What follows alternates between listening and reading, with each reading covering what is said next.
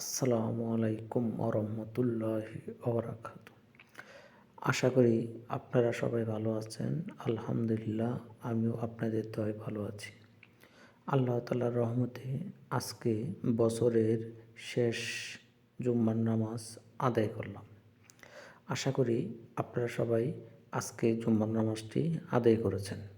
যারা জুম্মার নামাজটি আদায় করেছেন তাদেরকে আমার পক্ষ থেকে অনেক ধন্যবাদ জানাচ্ছি যে আল্লাহ তাআলার অশেষ রহমতে বছরের শেষ জুম্মার নামাজ আমরা আজকে সৌদি আরব জুম্মার মসজিদ আল কাসিমে আদায় করলাম।